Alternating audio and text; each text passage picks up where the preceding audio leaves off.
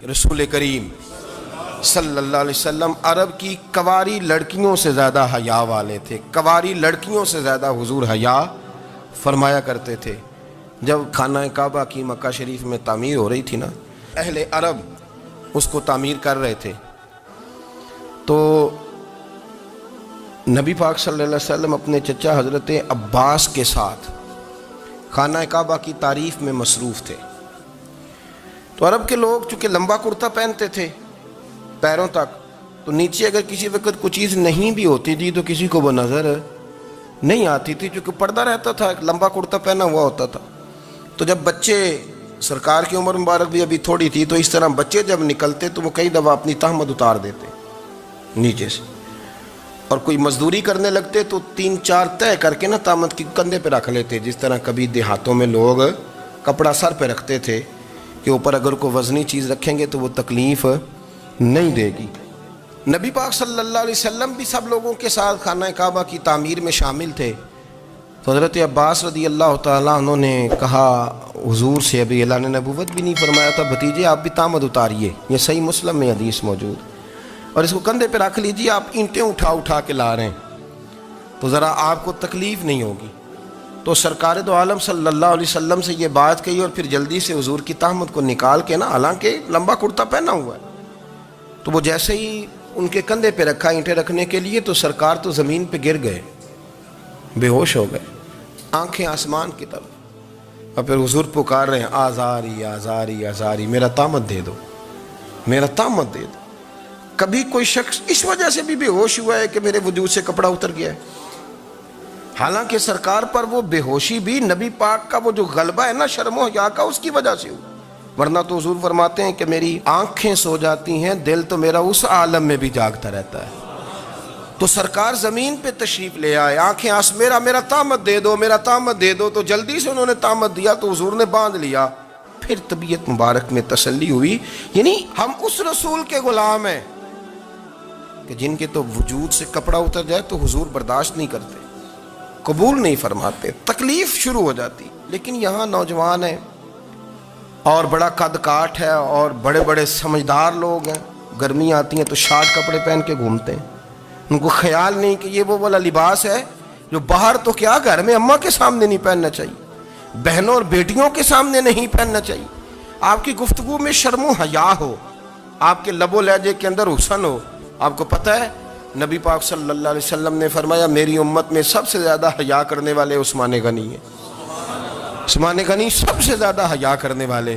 آپ فرمایا کرتے تھے جب سے حضور کا چہرہ دیکھا ہے میں نے کبھی اپنی شرمگاہ بھی نہیں دیکھی، میں نے آنکھوں کا وضو نہیں توڑا، اور جب سے حضور کے دست مبارک میں میں نے بیعت کے لیے سیدھا ہاتھ بڑھایا تو پھر سیدھا ہاتھ میں نے کبھی گندگی کو نہیں لگایا. حیا تھی. آپ باتھ روم کے اندر بھی غسل فرماتے تھے تو کپڑوں سمیت کرتے تھے. کسی نے کہا حضرت جی واش روم کے اندر کیوں نہیں کپڑے اتارتے؟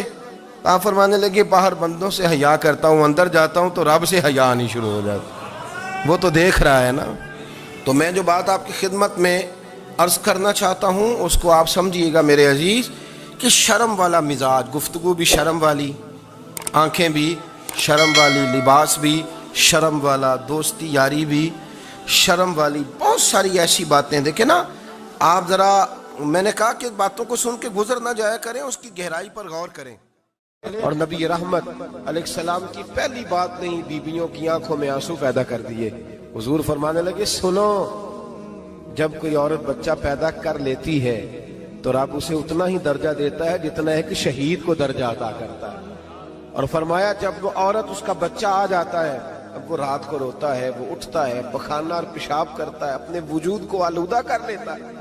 تو نبی پاک صلی اللہ علیہ وسلم فرمانے لگے وہ عورت یہ فکر نہ کرے کہ وہ دیکھو مرد تو آرام سے سویا ہوا ہے اور میں اٹھ کے بچے کو صاف کر رہی ہوں، پخانہ پیشاب دھو رہی ہوں. میرے محبوب نے ہر مکتبہ فکر کو، حضور نے زندگی اس کے ہر شعبے سے تعلق رکھنے والے آدمی کو عزت دی. فرمایا بیبیو جب تم رات کو اٹھ کے اپنے بچے کی خدمت کرتی ہو، دودھ ڈال کے دیتی ہو، پخانہ اور پیشاب صاف کرتی ہو، تو فرمایا رب تمہیں اتنا ہی اجر دیتا ہے جتنا ساری رات مصلی پہ کھڑے رہنے والے عبادت گزار کو اجر عطا فرماتا ہے. اتنا اللہ تمہیں اجر دیتا ہے. ہر شخص کے حصے میں، ہر شخص کے حصے میں میرے نبی پاک نے عزت لکھی، ہر شخص کے حصے میں. رسول پاک نے وقار، رشتوں کو حضور نے اتنا مضبوط کر دیا، اتنا مضبوط کر دیا کہ رشتے رشتے نہیں درد بن گئے. ماں کا نام آتا ہے تو آنکھوں میں آنسو آ جاتے ہیں نا، ماں کا نام آتا ہے تو دل تڑپتا ہے نا. یار یہ انقلاب ہے جو میلاد والے رسول نے برپا کیا. ورنہ حضرت طارق ابن عبداللہ کہتے ہیں میں حضور کے اعلان نبوت سے پہلے بھی مکے آیا تھا. آپ فرماتے ہیں میں نے ایک بوڑھی عورت کو، ایک نوجوان کو گلے میں رسی ڈال کے گھسیٹ کے لے جاتے دیکھا تو میں نے اس سے کہا کہ یہ کیا کر رہے ہو، کون ہے یہ بی بی، کیا مسئلہ ہے؟ تو وہ کہنے لگا جی میری اماں ہے، بوڑھی ہو گئی ہے، کسی کام کی نہیں رہی تو بیچنے جا رہا ہوں. چلو کسی کے برتن جب مانجے گی تو میرے تو پاس کچھ نفع آئے گا نا بیچنے. یہ داستانیں نہیں. ابھی بھی جن لوگوں کی طبیعت سخت ہوتی ہے وہ قتل نہیں کر دیتے ماں باپ کو. واقعہ سنیے نا آپ نے کہ ابا میرے نام زمین نہیں کر رہا تو مار دیا. جب کلیجے سخت ہوتے ہیں تو کام ہو جاتا ہے. ایک طرف وہ منظر تھا اور ایک طرف یہ منظر ہے کہ حضرت حلیمہ سعدیہ رضی اللہ تعالی عنہ، ان کا نام نہیں ہے حضرت حلیمہ کا مسلم شریف میں، وہ امام زرقانی نے لکھا ہے، ورنہ مسلم میں یہ روایت اپنے اصل انداز میں موجود ہے. حضرت ابو ہریرہ رضی اللہ تعالیٰ عنہ فرماتے ہیں کہ جناب حلیمہ بوڑھی عورت، سادی عورت. اگر آپ کبھی معاشرتی لحاظ سے حضرت حلیمہ کا انداز دیکھیں گے نا، توجہ ہے میری بات پر، سمجھ آ رہی ہے آپ حضرات کو؟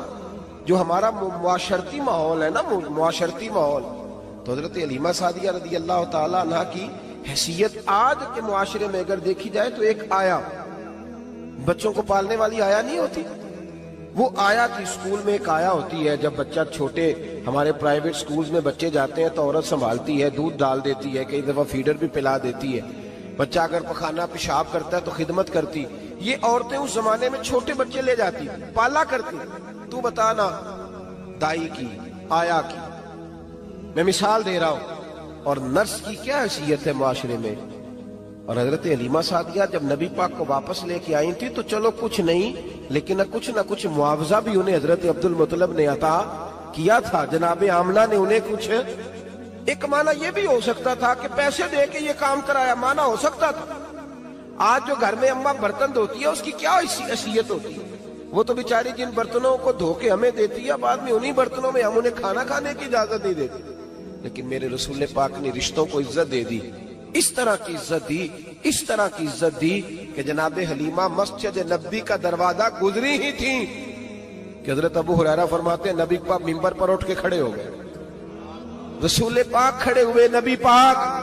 میں کبھی کبھی یہ روایت دیکھتا ہوں تو میرا دل کرتا ہے میں اپنے آپ سے پوچھوں، میرا دل کرتا ہے میں اپنے یاروں دوستوں خطباء سے، واعظین سے، پیروں سے، مشائخ سے پوچھوں کہ تو بھی بتا، جب تو شاگردوں کو پڑھا رہا ہوتا ہے اور تیرے ابا جی آتے ہیں تو کبھی اٹھ کے کھڑا ہوا ہے؟ اپنے جیسے لوگوں سے، اچھے علماء کی بات نہیں کرتا.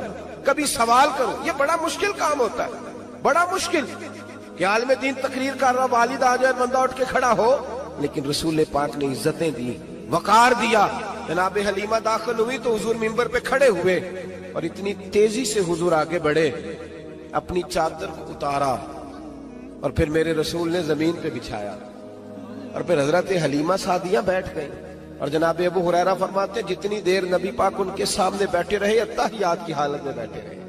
حضور نے رشتوں کو وہ وقار دیا، وہ حسن دیا کہ رشتے درد بن گئے ہیں. اب ماں کا نام دل میں بعد میں آتا ہے، زبان میں بعد میں آتا ہے، آنسو پہلے آتے ہیں. اب ماں کا رشتہ ایک وقار ہے، ایک حسن.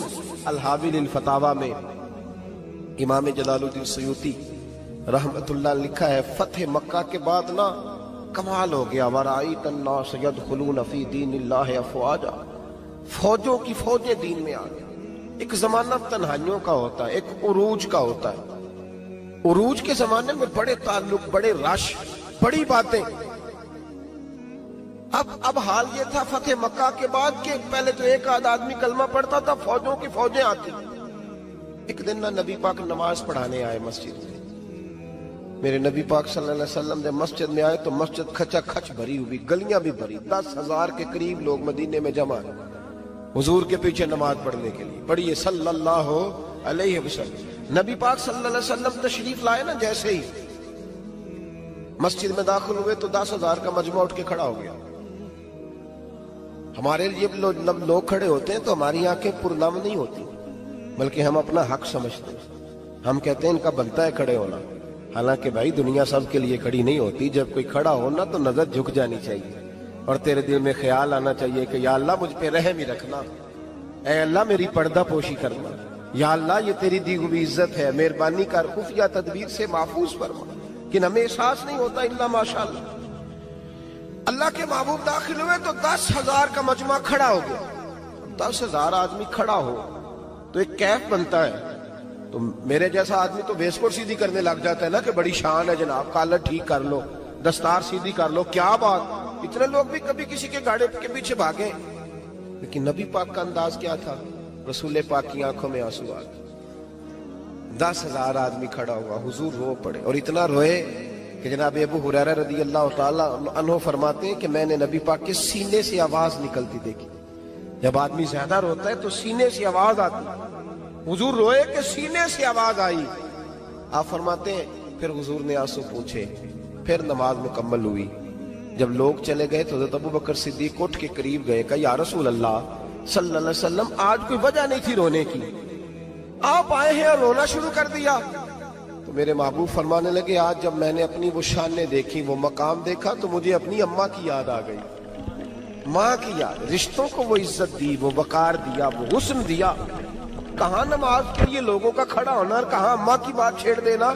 میرے حبیب فرمانے لگے مجھے اپنی اماں آمنہ کی بات یاد آئی۔ میری ماں نے تو وہ دور دیکھا تھا جب وجود پہ کپڑے بھی پورے نہیں تھے، دل کرتا تھا آج اماں موجود ہوتی، میں نماز پڑھانے آتا، اللہ اکبر کہہ کے نیت باندھتا، سبحانک اللہ کے بعد سورہ فاتحہ پڑھتا، اور سورہ فاتحہ مکمل پڑھ لیتا کہ میری اماں آمنہ کو کوئی کام یاد آتا، وہ پردہ سرکا کے کہتی بیٹا محمد میری بات تو سننا، تو محبوب فرماتے اللہ کی عزت کی قسم میں نماز چھوڑ دیتا، پہلے ماں کی بات سن کے آتا، میں چھوڑ دیتا نماز۔ وقار دے دیا، وقار، وہ حسن بخشا، وہ توانائی بخشی۔ عرب کے اندر سال کے بعد عورتوں کا ایک میلہ لگتا تھا خانہ کعبہ کے پاس، صرف عورتیں اکٹھی ہوتی تھی، میلہ لگا ہوا تھا۔ ایک تورات جاننے والا یہودی عالم بھی آیا ہوا تھا، وہ بیویوں کے مجمع پہ نظر ڈال کے کہنے لگا بیویوں مرد کا کام تو کوئی نہیں عورتوں کے مجمع میں بات کرنا، لیکن میں تمہیں ایک پیغام دینے لگا ہوں، اللہ کے آخری رسول جو مکے میں پیدا ہونے والے ان کے آنے کا وقت قریب آ گیا ہے۔ وہ بی بی بڑی خوش نصیب ہوگی جنہیں ان کی رفاقت ملے گی۔ عورتوں نے جب دیکھا کہ مرد آ گیا عورتوں کے میلے میں تو انہوں نے ڈانٹا جھڑکا، کہا چل اٹھا اپنی کتابیں اور نکل جا۔ حضرت خدیجہ کہتی ہیں باقیوں نے ڈانٹا پر میں نے بات پلے سے باندھ لی، میں نے پلے سے باندھ لی اور میں انتظار کرنے لگی کہ اللہ کرے وہ نصیب میرے ہی ہو، اللہ کرے مقدر میرا ہی کھلے۔ آپ فرماتی میں تسبیح پڑھتی، درود پڑھتی، میں اس زمانے میں جو اللہ کا ذکر جس طرح ہوتا تھا وہ میں شروع کرتی، اور جب فارغ ہوتی تو میں التجا کرتی کہ اللہ میرے نصیبے کھول دے۔ کہتی ہیں آہستہ آہستہ آہستہ آہستہ میں حضور کی تعریف سننے لگی، آہستہ آہستہ تعریف سننے لگی۔ نبی پاک صادق ہیں، امین ہیں، سچے ہیں، دیانتدار ہیں، اس برے اور میلے معاشرے میں بھی وہ سب سے اعلیٰ بھی ہیں اور سب سے اجلے بھی ہیں، وہ سب سے پاکیزہ ہیں۔ میں سننے لگی تعارف، آہستہ آہستہ میں ان کی گرویدہ ہونے لگی۔ ادھر نبی پاک صلی اللہ علیہ وسلم اپنے چچا جناب ابو طالب کے پاس رہتے تھے، قحط آ گیا، حالات بگڑ گئے۔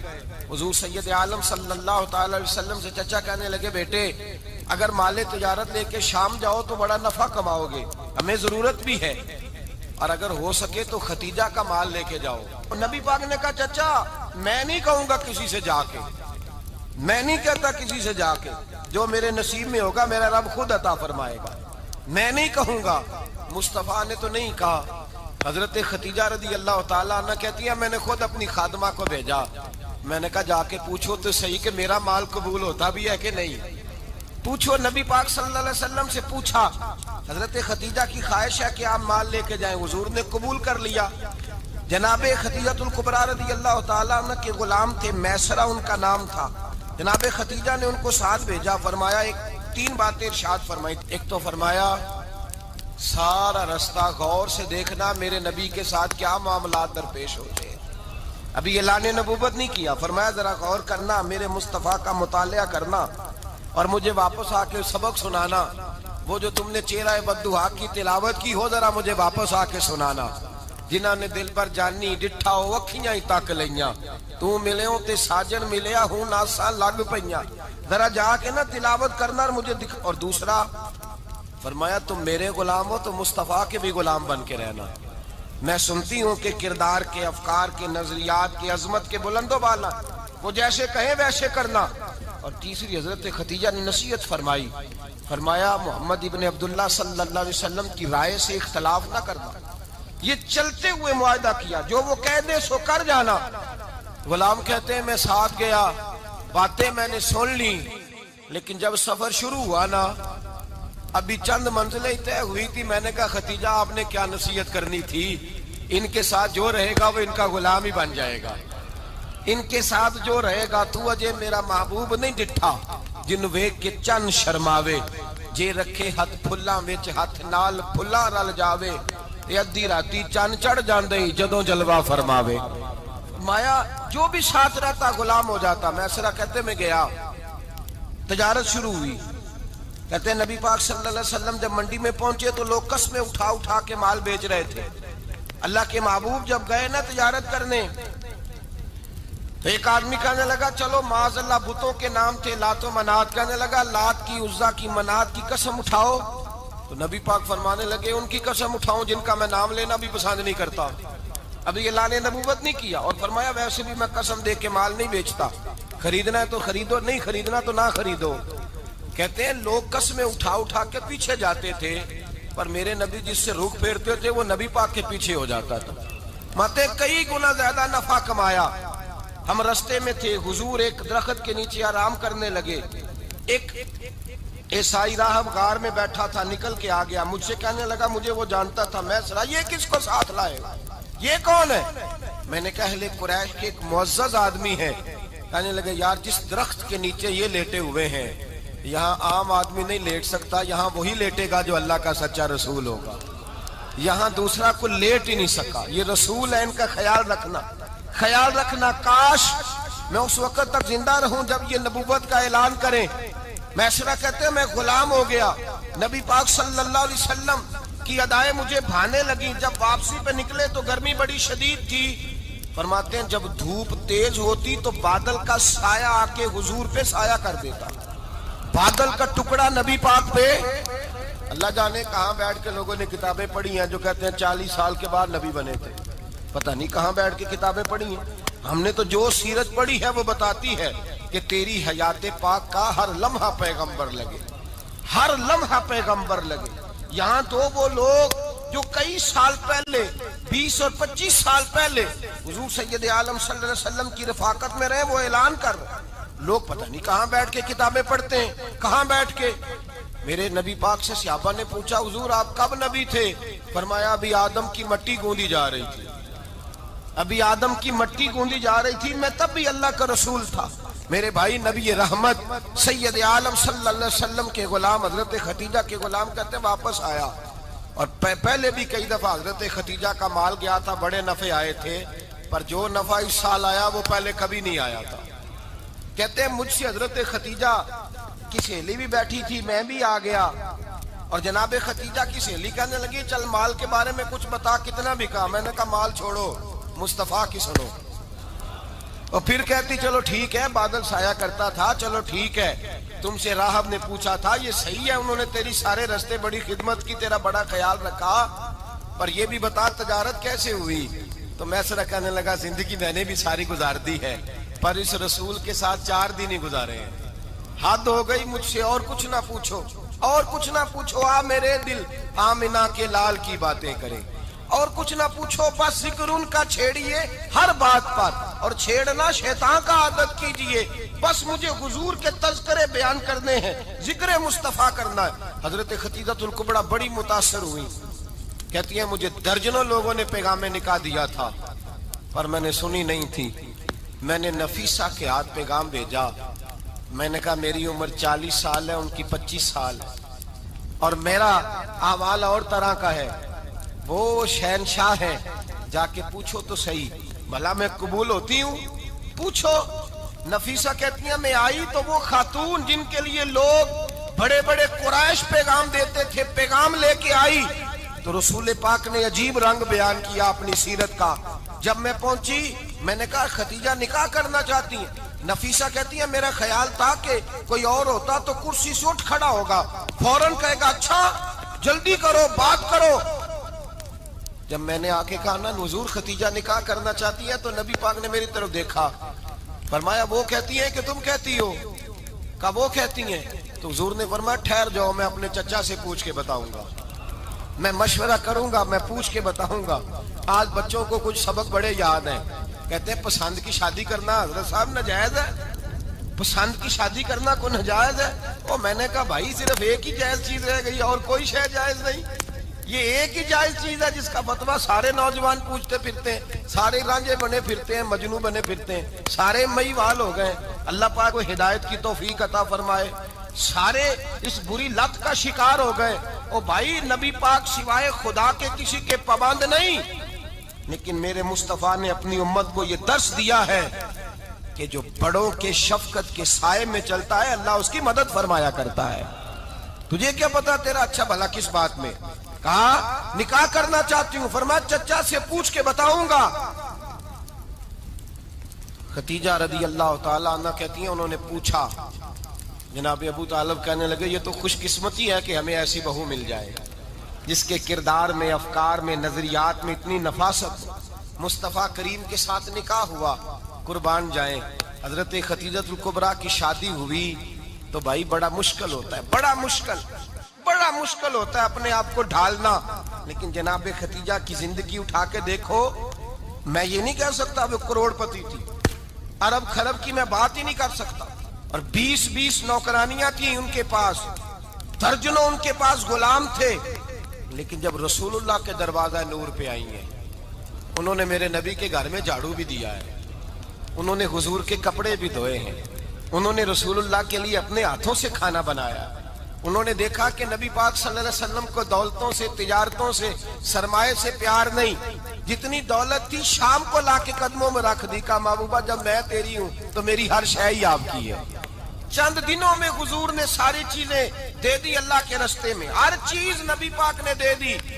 حضرت ختیجہ الکبریٰ کا حال یہ تھا کہ ایک جوڑا رہ گیا، کئی جگہ سے پیوند لگے ہوئے، میں گڈی ہاتھ ڈور سجن دے او جنج رکھے اونج رہنا، واجب نہیں جے وچ شریعت مندہ قسم نو کہنا، بس ٹھیک ہے جس حال میں محبوب راضی ہیں، کہا ہر چیز قدموں میں رکھ دی،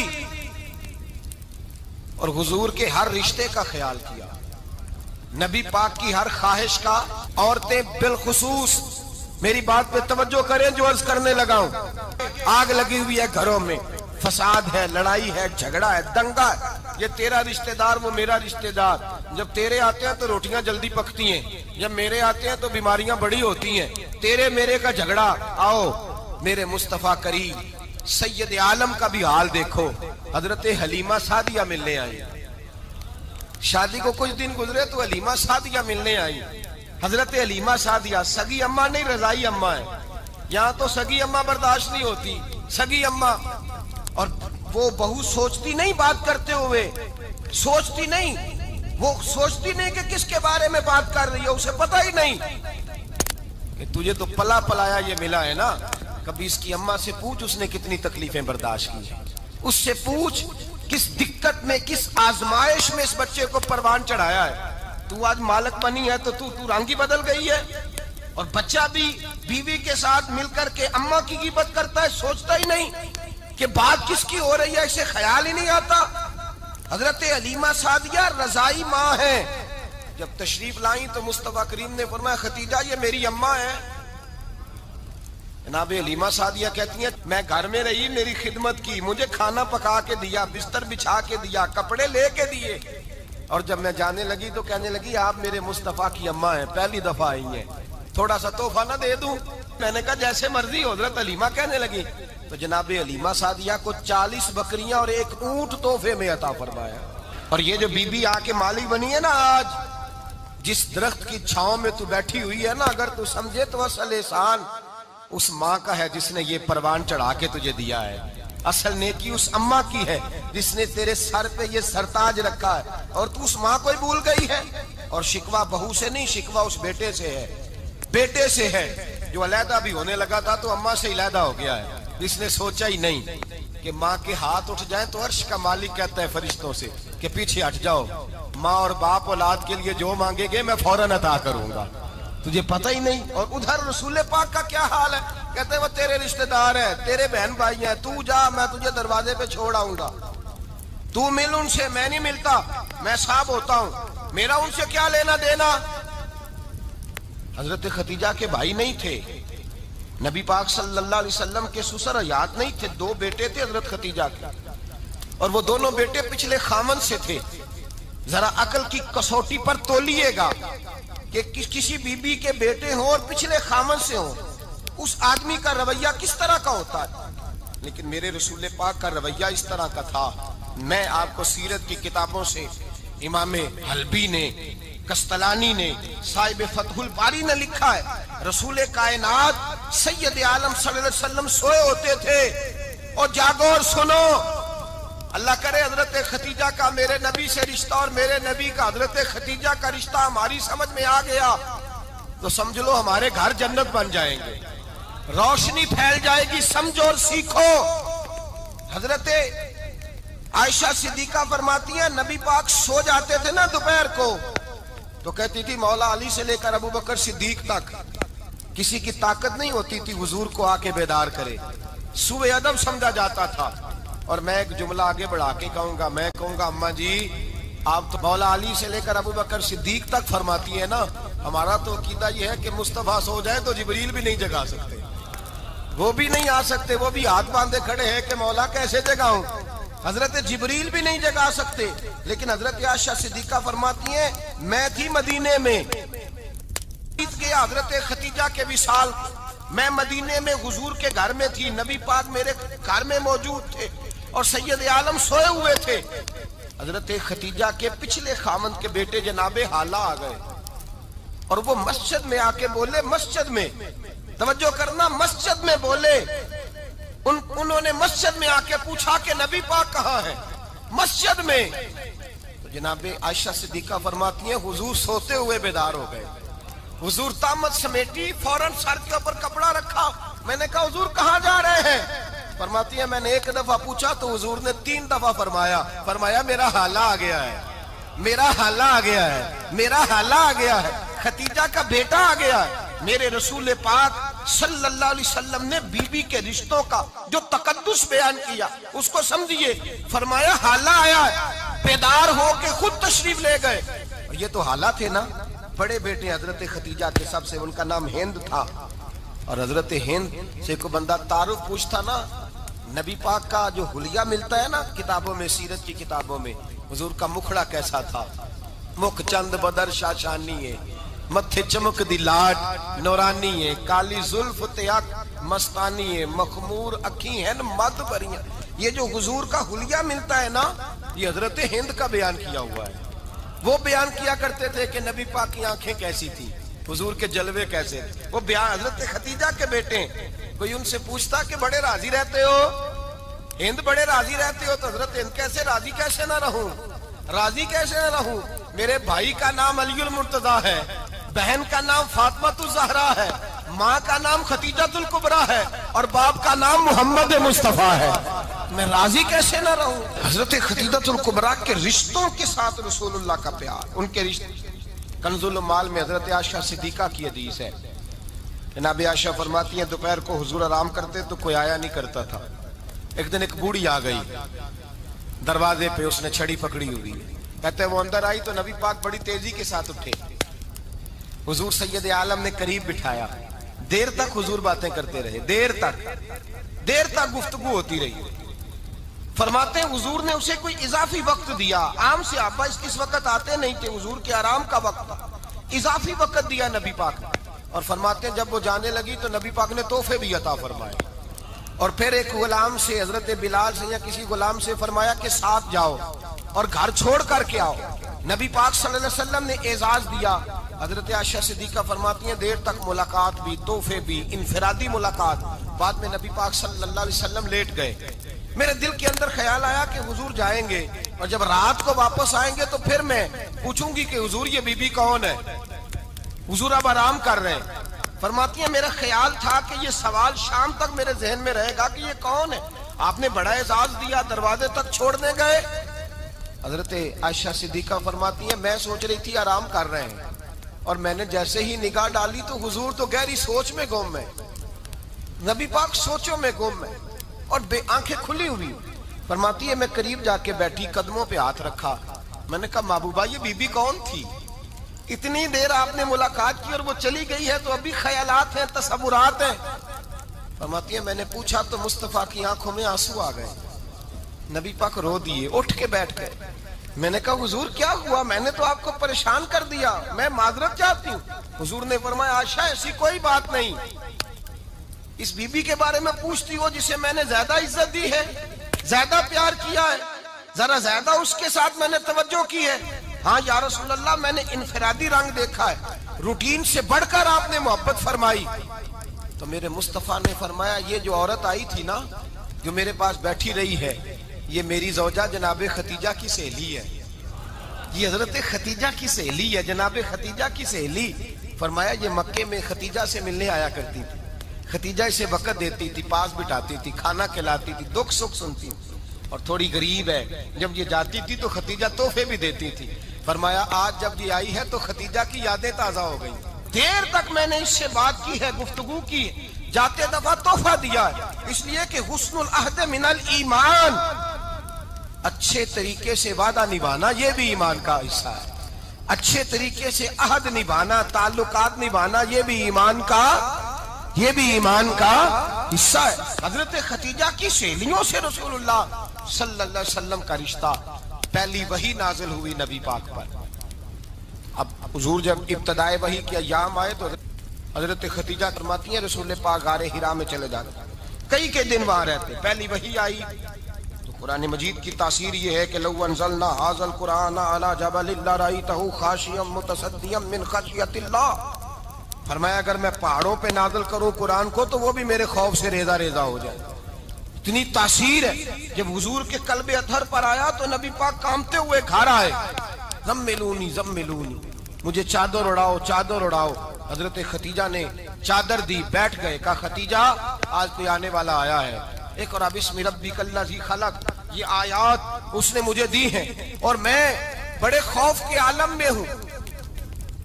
حضرت خدیجہ کے لفظ بڑے حسین ہیں. جناب خدیجہ الکبریٰ رضی اللہ تعالیٰ عنہ کیا فرماتی ہیں؟ کہتی ہیں یا رسول اللہ صلی اللہ علیہ وسلم آپ غم نہ کریں، رب آپ کو رسوا نہیں کرے گا، عزتیں عطا کرے گا. اور دلیل کیا ہے؟ حضرت خدیجہ فرمانے لگی دلیل یہ ہے کہ آپ غریبوں کی مدد کرتے ہیں، مسکینوں کا خیال رکھتے ہیں، اور محبوبہ کمزوروں کا بوجھ آپ اٹھاتے ہیں. جس کے اندر یہ خوبیاں ہوتی ہیں اللہ اسے عزت ہی عطا فرمایا کرتا ہے.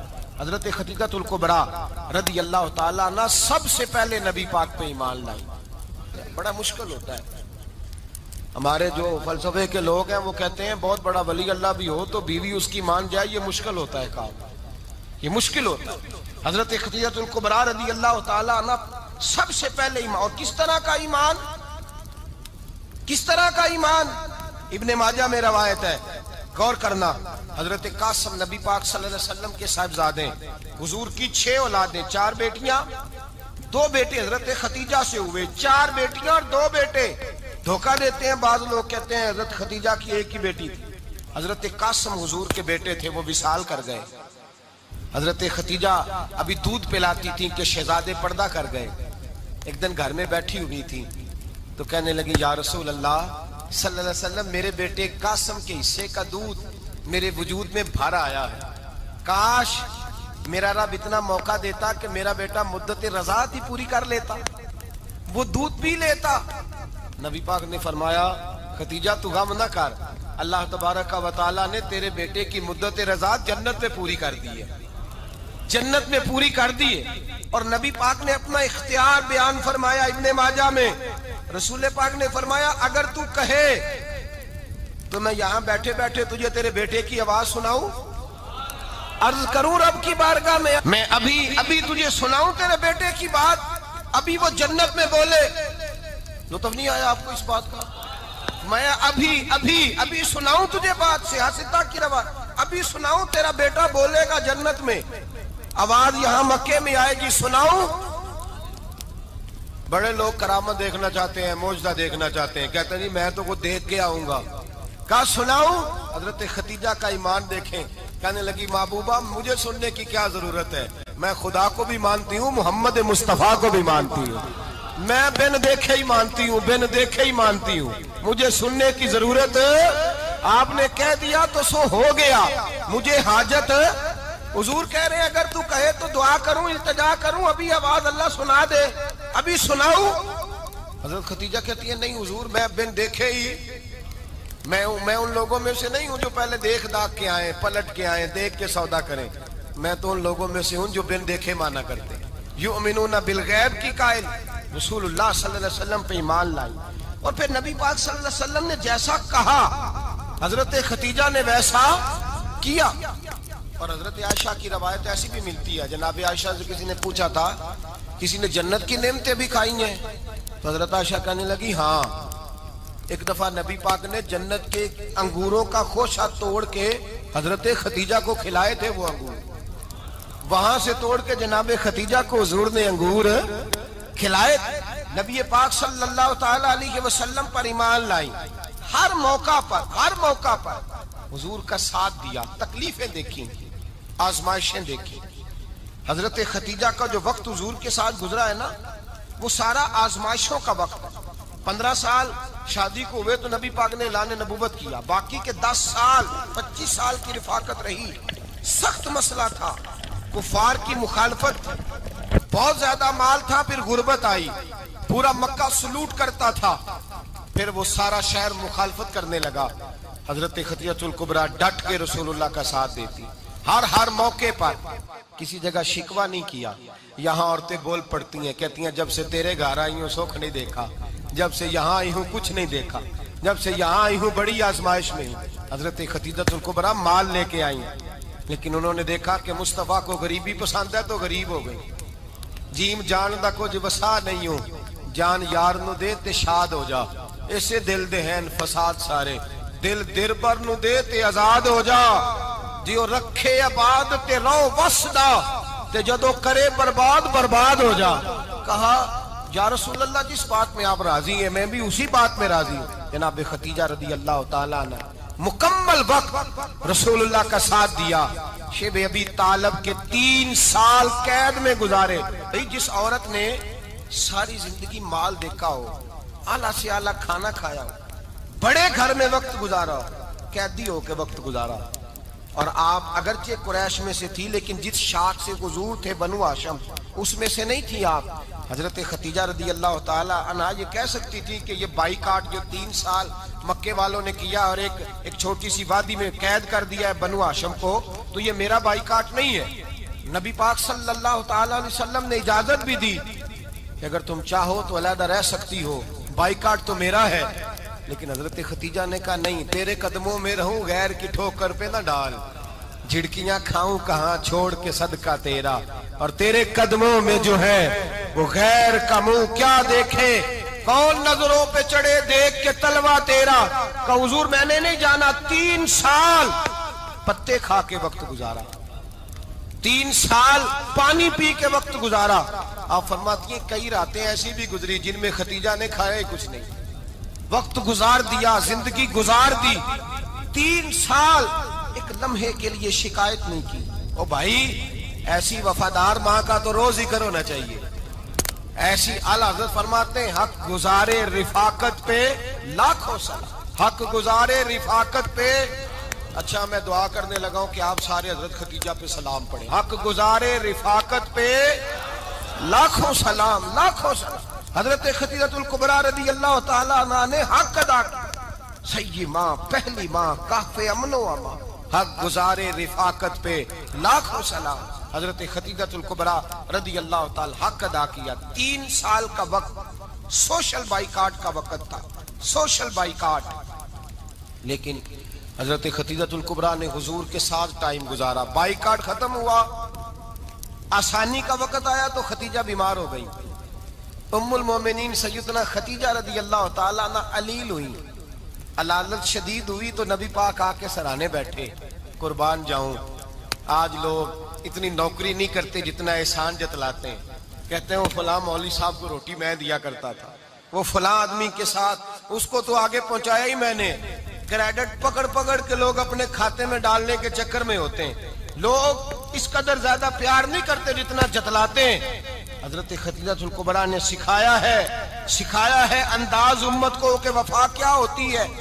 حضرت خدیجہ نے ساری زندگی نوکری کی، ساری زندگی وفا کی، وقت وصال آیا، حضور کو بلایا، اللہ کے محبوب تشریف فرما ہوئے، صاحب ابن الشام کہتے ہیں حضرت خدیجہ رو پڑی، کہنے لگی محبوبہ میں نبی کی بیوی تھی، میں خدمت کا حق نہیں ادا کر سکی، کوئی غلطی ہو گئی ہو تو مجھ سے درگزر کر دیا جائے، مجھے معاف کر دیا جائے۔ یہ کہہ کے رونے لگی، نبی پاک نے فرمایا تو غلطی کی بات کرتی ہے، خوش ہو جا، میرے رب نے وعدہ فرمایا ہے کہ تو دنیا میں بھی میری بیوی ہے تو جنت میں بھی تو ہی میری بیوی بنے گی، وعدہ کیا ہے اللہ تبارک و تعالی، میں نے تجھے پسند کیا ہے، جنت میں بھی تو ہی میری بیوی ہے۔ میرے نبی کریم سید عالم صلی اللہ علیہ وسلم نے حضرت خدیجہ الکبریٰ رضی اللہ تعالیٰ عنہ سے اس قدر زیادہ، حضرت عائشہ فرماتی ہیں اکثر گھر میں اکثر نبی پاک حضرت خدیجہ کا ذکر چھیڑ دیتے۔ یہاں تو آدمی بہن کا ذکر نہیں نہ کر سکتا بیوی کے سامنے، اماں کا ذکر نہیں کر سکتا، معاملہ خراب ہو جاتا، بڑا مشکل ہو جاتا، مشکل ہے۔ حضرت عائشہ صدیقہ بظاہر تو سوکن تھی نا، لیکن حضرت عائشہ بیان کرتی ہیں، کہتی ہیں نبی پاک سب سے زیادہ حضرت خدیجہ کا ذکر کرتے تھے گھر میں، اکثر ذکر ہو۔ خدیجہ یوں کرتی تھی، خدیجہ یہ کام اس طرح کرتی تھی، خدیجہ کا یہ رنگ ہوتا تھا، اس کا یہ طریقہ ہوتا تھا، اس کا یہ طرز حیات تھا، وہ ایسے چلتی تھی، وہ ایسے، اکثر حضور بیان کرتے۔ حضرت عائشہ فرماتی ہیں مجھے رشک ہوتا، رشک، ناز کرتی میں کیا مقدر ہے خدیجہ کے۔ کہتی ہے ایک دن نا میں نے کہا ذرا بات تو کروں، کہتی ہے نبی پاک گوشت لائے، مجھے کہا عائشہ ذرا گوشت صاف کرو، پکاؤ اور ذرا شوربہ زیادہ کرنا۔ کہتی ہے میں نے وہ گوشت لیا، صاف کرنے لگی، میں نے کہا حضور شوربہ کیوں زیادہ کرنا ہے، مہمان آنے والے ہیں، کچھ لوگوں کو آنا ہے۔ تو نبی پاک نے فرمایا نہیں آنا تو کسی نے نہیں، مجھے پتا چلا ہے مدینے میں خدیجہ کی کچھ سہیلیاں آئی ہیں، میرا دل کرتا ہے کچھ سالن بطور تحفہ ان کو بھی بھیج دوں، تو ذرا زیادہ پکانا، خدیجہ کی سہیلیوں کو میں نے سالن بھیجنا ہے، تحفہ دینا ہے۔ حضرت عائشہ کہتی ہیں ایک جملہ ہلکا سا، بے ضرر سا، بڑا دھیما سا، بچ کے بڑا اپنے آپ کو محتاط کر کے، میں نے کہا یا رسول اللہ صلی اللہ علیہ وسلم آپ خدیجہ کا ذکر بہت کرتے ہیں، حضور وہ تو عمر میں 15 سال بڑی تھی، یا رسول اللہ صلی اللہ علیہ وسلم اللہ نے آپ کو جوان اور خوبصورت بیویاں دی، آپ خدیجہ کا ذکر کرتے ہیں۔ فرماتی ہیں یہ بات کہہ کے میں خاموش ہو گئی، میرا خیال تھا جواب آئے گا، دیر ہو گئی، حضور جواب نہیں دیتے۔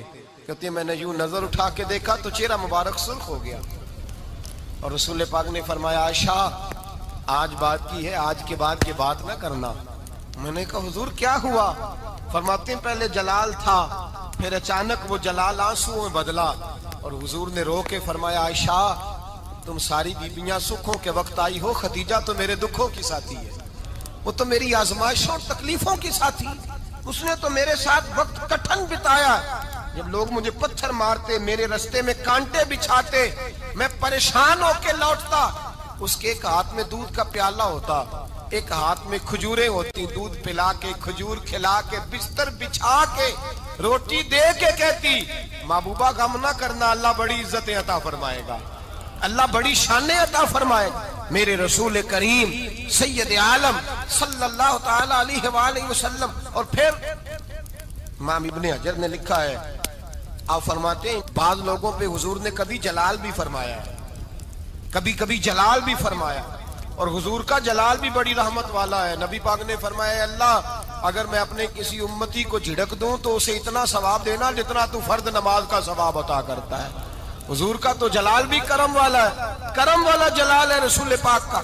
اکثر بعض لوگوں پر حضور ناراض بھی ہوتے، لیکن امام ابن حجر فتح الباری میں فرماتے ہیں کہ صحابہ اور اہل بیت میں سے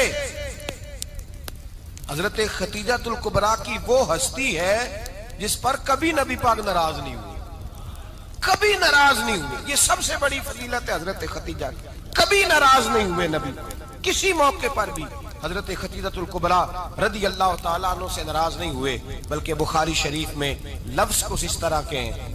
میں نے شروع میں کہا کہ حضرت خدیجہ کی 20 کنیزائیں تھیں، نوکرانیاں تھیں، گھر کے اندر نوکر چاکر تھے، ریل پیل تھی، کوئی کام کبھی نہیں کیا تھا۔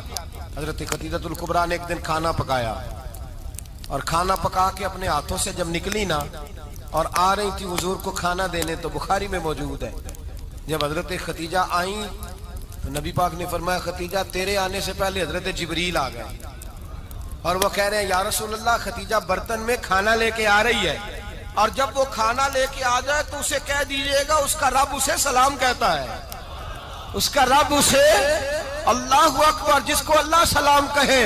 فاضل بریلوی فرماتے ہیں حق گزارے رفاقت پہ لاکھوں، حق گزارے رفاقت پہ لاکھوں سلام، حق گزارے رفاقت پہ لاکھوں سلام۔ حضرت خدیجہ الکبریٰ رضی اللہ تعالیٰ عنہ کو رب تعالیٰ کے سلام آئے، محسنہ اس امت کی محسنہ۔ اللہم صلی علی سیدنا و مولانا محمد، اللہم صلی علی سیدنا و مولانا محمد۔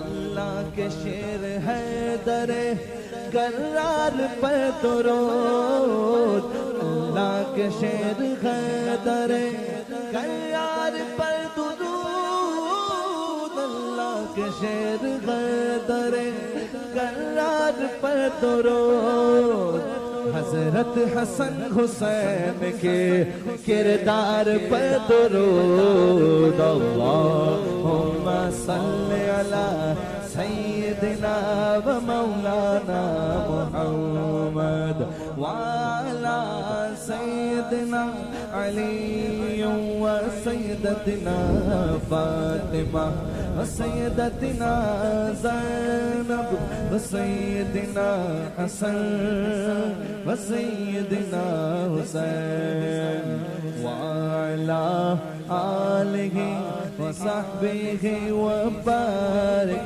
وسلم۔ سلام نیاز ہے زینب کی بارگاہ میں، سلام نیاز ہے جو مرتضیٰ کی لاڈلی زہرا کا ناز ہے۔ اللہم صلی علی سیدنا و مولانا محمد وعلی سیدنا علی و سیدتنا فاطمہ و سیدتنا زینب و سیدنا حسن و سیدنا حسین۔